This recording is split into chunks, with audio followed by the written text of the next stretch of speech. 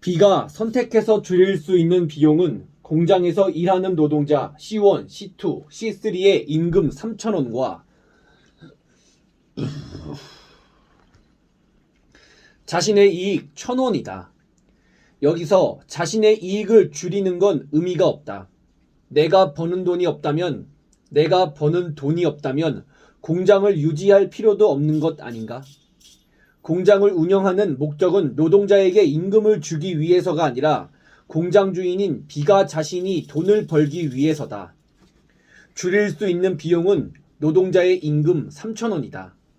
그래서 B는 어쩔 수 없이 구조조정을 단행했다. 일의 능률이 가장 낮은 C1을 퇴출해서 임금으로 나가는 비용을 3,000원에서 2,000원으로 줄였다. 이제 구두 가격은 9,000원이 되었다. 한동안은 구두가 팔릴 것 같았다.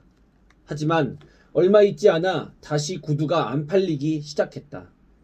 알고 보니 경쟁업체가 구두 가격을 8,500원으로 인하한 것이 원인이었다.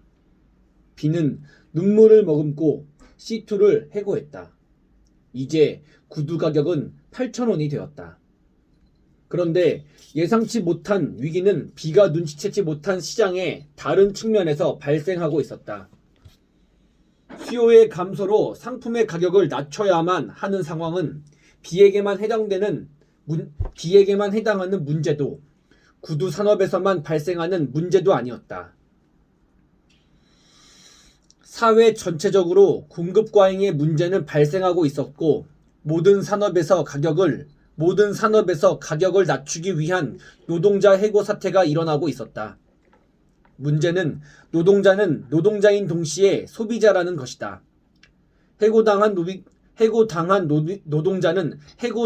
노동자는 소비 능력을 상실한 소비자와 동일하다.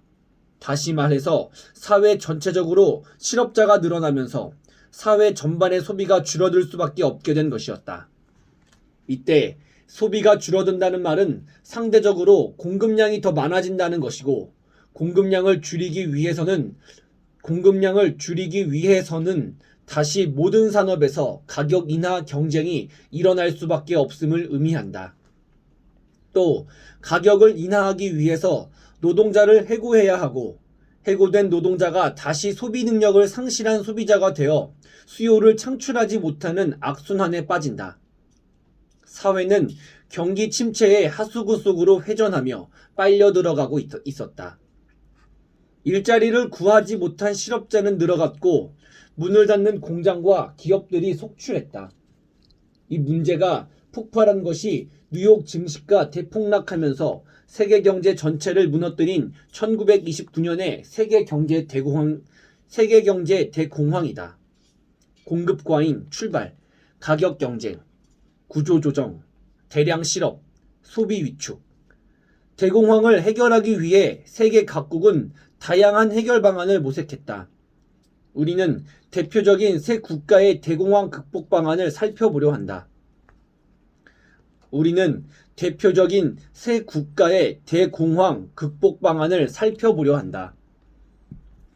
세 국가는 미국, 러시아, 독일이다.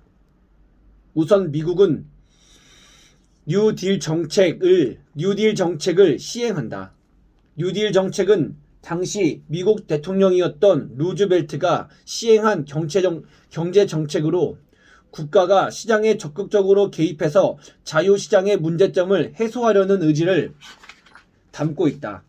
즉, 공급 과잉이라는 자본주의의 내적 문제점을 정부가 인위적인 개입으로 조절하려는 것이다. 이러한 문제 해결 방식을 자본주의의 문제점을 수정한다는 의미에서 수정 자본주의 혹은 앞선 초기 자본주의와의 차이를 강조하기 위해서 후기 자본주의라고 부른다. 구체적으로 미국은 경기 침체를 해결하기 위해 댐 건설 등의 공공사업을 추진한다. 그런데 경기 침체를 극복하려는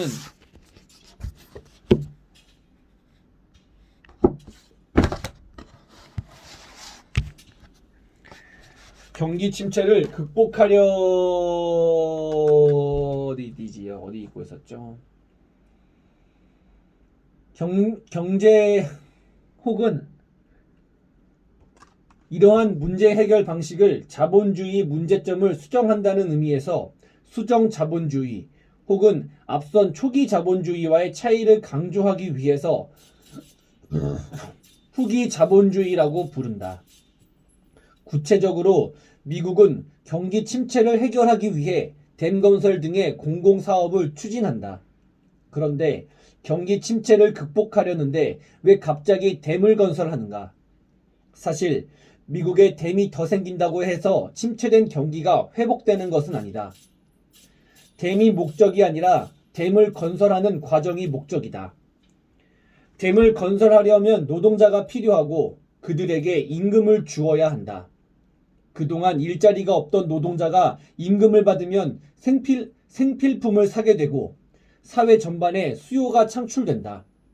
수요가 생기면 기업은 상품을 생산하기 위해 멈춰있던 공장을 다시 가동할 것이다. 공장을 가동하기 위해서는 노동자가 필요하고 다시 고용이 활성화되어 노동자들의 소득이 향상될 것이다. 그리고 결국 다시 사회 전체적으로 소비가 촉진될 것이다.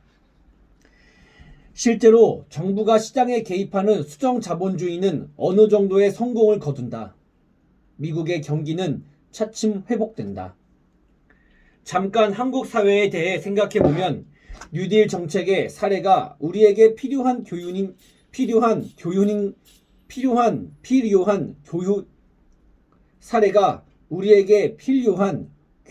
것처럼 보인다. 교훈인 것처럼 보인다. 한국도 만성적인 청년 실업이 문제이고 이로 인해 장기적 경기 침체가 지속되고 있으니까 말이다.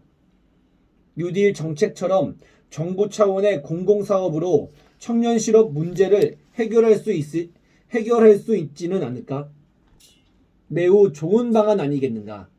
다만 이런 비교가 가능하기 위해서는 동일한 전제에서 출발해야 한다. 대공황 당시의 산업구조와 지금 한국 사회의 산업구조가 동일하다는 전제다. 하지만 실제로 과거 미국의 상황과 현재 한국의 상황에는 차이가 있다. 대공황 당시 미국의 산업구조는 제조업 중심이었다. 다시 말해 육체노동 중심의 산업구조였던 것이다. 하지만 지금 한국의 산업구조는 서비스업 중심이다. 한국 청년들은 더 이상 육체노동을 원하지 않는다. 이미 육체노동을 요구하는 중소기업의 공장들은 일손을 구하지 못하고 있다. 오늘날 한국에서 정부가 개입한 대규모 공공사업이 이루어진다면 그것은 개별 노동자의 이익으로 돌아가기보다는 기계화된 특정 기업들의 이익만을 대변하게 될 것이다. 다시 본론으로 돌아오자. 우리는 지금 새 국가의 대공황 극복 방안을 알아보고 있다. 우선 미국은 뉴딜 정책으로 자본주의를 수정하여 문제를 해결했다. 다음은 러시아다. 러시아는 자본주의를 수정하여 문제를 해결했다. 러시아는 자본주의를 수정한 미국과는 달리 본질적으로 공급 과잉이라는 문제점을 내포한 자본주의를 폐기함으로써 문제를 해결하려 했다. 문제를 내포하고 있는 자본주의는 어차피 자연스럽게 붕괴될 것이므로 미리 자본주의를 폐기한 것이다. 그래서 러시아는 자본주의 대신 공산주의 경제체제를 선택했다.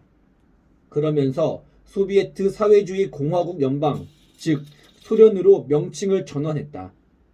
그런데 사실 러시아가 공산주의로 돌아선 것은 1929년의 대공황 이후가 아니다. 대공황 이후가 아니다.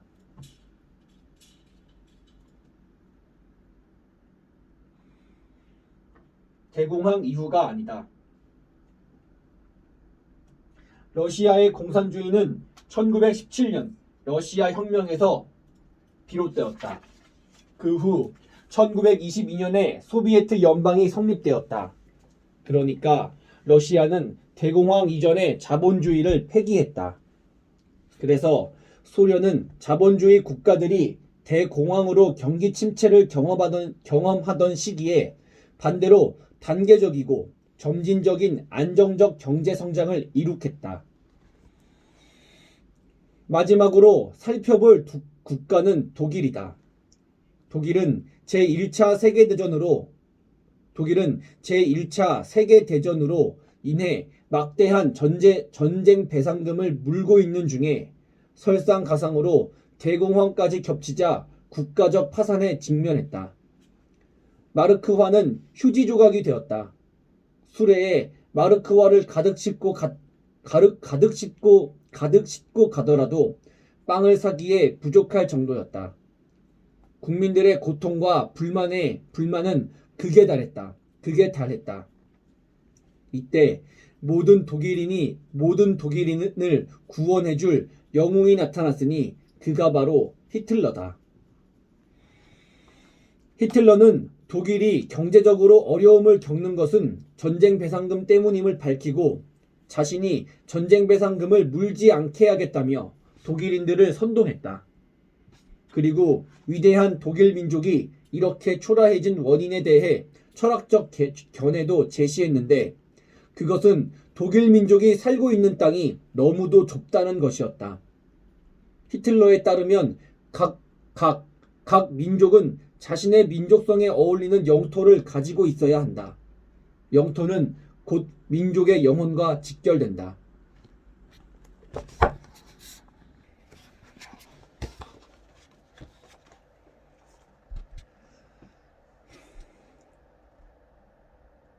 그리고 위대한 독일 민족이 이렇게 초라해진 원인에 대해 철학적 견해도 제시했는데 히틀러에 따르면 각 민족은 자신의 민족성에 어울리는 영토를 가지고 있어야 한다. 영토는 곧 민족의 영혼과 직결된다. 그런데 지금의 독일 영토는 세계대전 이후 다른 국가들에 의해서 더 좁아졌다. 게다가 이보다 더 큰 문제가 있었으니 그것은 독일 민족의 영토가 심각하게 오염되었다는 것이다. 독일의 영토가 오염되면서 위대한 독일 민족의 영혼이 고통받게 되었다고 주장했다. 그리고 그 오염의 근본 원인으로 지목한 것이 독일의 영토에 살고 있는 저열한 유대인들이었다. 독일 민족의 위대한 독일 민족의 위대한 부활을 위해 영토를 순결하게 청소할 필요가 있었다. 이로써 유대인 대학살인 홀로코스트가 시작된 것이다. 대공황 해결 방안, 미국 뉴딜 정책, 러시아 공산주의, 독일 군국화. 여기서 잠깐 유럽에서의 유대인의 지위에 대해 알아볼 필요가 있다. 유대인에 대해서는 고대와 중세의 역사를 살펴보며 이미 알아보았다. 유대인은 유일신 하나님을 믿으며 신과의 계약인 율법을 따르는 사람들이었다. 그리고 유대 민족에서 인류 역사상 가장 독특한 인물인 나사렛 예수가 탄생했다. 예수는 유대교의 율법을 따르지 않아 유대인들로부터 반감을 샀다. 그러다가 예루살렘으로 끌려갔고 로마의 집정관이었던 본디오 빌라도 앞에 섰다. 빌라도가 예수와 바라바 중 한 명을 살려주겠다며 유대인들에게 선택을 하자 유대인들은 바라바를 선택했다. 예수는 결국 십자가에 처형되었고 하늘로 올라갔다가 사흘 만에 부활하여 제자들 앞에 모습을 드러냈다. 그리고는 그리스도의 뜻인 복음을 전파하라고 명령한 후 다시 하늘로 올라갔다. 그런데 400년 후에 로마 황제인 콘스탄티누스 대제가 그리스도교를 사실상 로마의 국교로 정하면서 이후 유럽 사회는 그리스도교 문화권이 되었다. 자, 이제 생각해보자. 예수를 죽인 직접적인 피의자는 누구인가? 바로 유대 민족이다.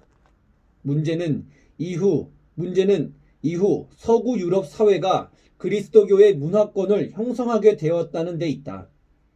그리스도교 문화권에서 그리스도를 죽인 유대인의 정치, 사회적 지위는 어떻했겠는가? 유대인은 예수 살해라는 전 우주적 범죄를 저지른 민족으로 취급받았다.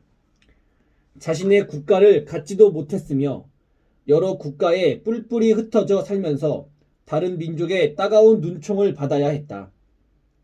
나라가 없으니 농사를 지을 땅도 없었다. 그래서 유대인은 어쩔 수 없이 중세 기간 동안 가장 천시되던 상업과 대부업에 종사했다. 그런데 근대 자본주의가 도래하면서 상업과 대부업은 무역과 금융업이 되었고 유대인에게 막대한 부를 안겨주었다. 지금까지도 세계적 금융산업을 유대 자본에 의해 움직인다. 유대인에 대해서는 간략하게 알아보았으니 이제 히틀러가 집권하던 시기의 독일의 분위기를 이해할 수 있을 것이다. 히틀러는 독일 국민들에게 독일 민족이 부흥하기 위해서는 독일 민족의 성스러운 땅을 되찾아야 한다고 주장했다. 독일의 성스러운 땅은 유대인에 의해 오염되었다고 했다. 유대인은 그리스도를 죽인 야비한 민족이며 독일이 전쟁 배상금으로 허덕일 때도 금융산업을 바탕으로 부유하게 살아가는 얄미운 놈들이다. 게다가 외모에 있어서도 유대인은 개인적 차이는 있지만 미묘하게 동양적이다. 독일인들은 전 우주적 범죄를 저질렀던 유대 민족을 처단하고 성스러운 독일을 재건해야 한다는 의무감에 따라 600만 명의 유대인을 학살하는 인종 청소를 감행했다. 여기까지는 명분이고 실제로 유대인을 학살해야 했던 실질적 원인을 생각해보자. 히틀러는 베르사유 조약에 반대하며 전쟁 배상금을 물지 않게 하겠다고 민중을 선동했다. 그 결과 독일 민족사회주의 정당인 나치당이 민중들의 열렬한 지지로 집권당이 되었다. 일단 집권은 하긴 했는데 히틀러는 고민에 빠졌다.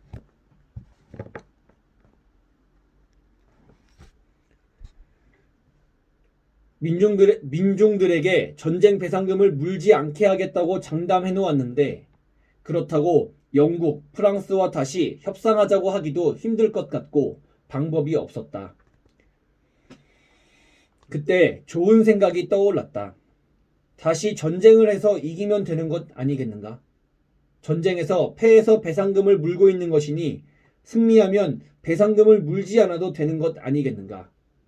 그런데 생각해보니 문제가 있었다.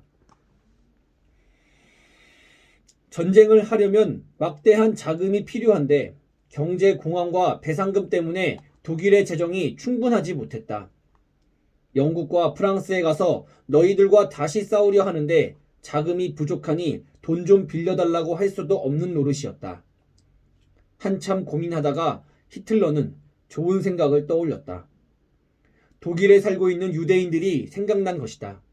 그들은 세계적 금융과 사업으로 부유하다. 그들의 재산을 몰수해서 전쟁을 하면 되는 것이다. 하지만 아무 이유 없이 재산을 몰수하면 여론이 좋지 않을 것이고 독일인들도 쉽게 수긍하지 못할 것이다. 그런 까닭에 사람들이 납득할 만한 철학적 정당화의 과정이 필요했다. 그래서 앞서 언급한 민족성과 영토를 연결한 히틀러의 생각이 탄생했다. 위대한 민족성의 회복을 위해서는 성스러운 영토가 필요하다는 생각 말이다. 그리고 이 생각은 독일 민족에게 먹혀들었다. 독일인들은 열광했다. 여기서 잠깐. 이것은 어디서 많이 듣던 세계관 아닌가? 땅과 민족을 연결해 사유하는 세계관 말이다. 요즘도 가끔 들을 수 있는 신토불이라는 용어. 우리가 아무렇지도 않게 사용하는 이 용어와 그에 포함된 사고는 사실 매우 위험한 발상일 수도 있다. 땅과 민족을 하나로 연결하는 세계관은 민족이라는 추상적 개념을 물질화하게 만들고 국경과 토지에 대한 집착으로 발전한다. 국가 간의 영토 분쟁은 신성 불가침의 민족적 정신에 대한 침략이 된다. 혹시나 합리적 대화의 필요성에 대해 주장하는 사람이 등장하면 그는 변절자와 배신자, 매국노가 된다. 영토 소유에 대한 배타적이고 감정적인 외침이 간증이 되고 찬양의 대상이 되는 사회, 그런 사회는 결과적으로 경제적 이익을 얻을지도 모르지만 세계대전 당시 독일 민족의 광기와 부도덕성보다 나을 것이 없다.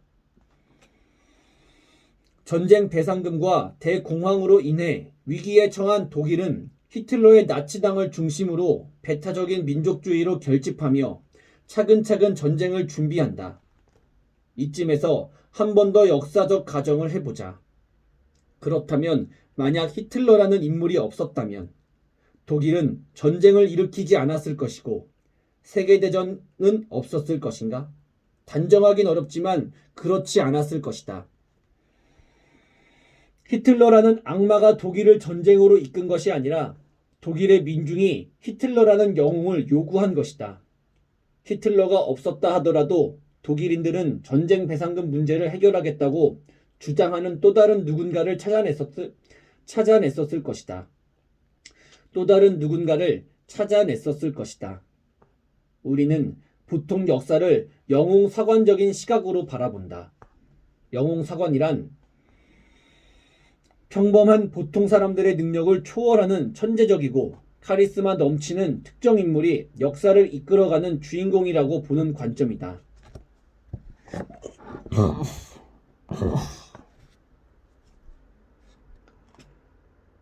관점이다. 이와 반대되는 역사관이 민중사관이다. 민중사관은 역사를 이끌어가는 주체를 민중으로 본다. 우리가 세계대전을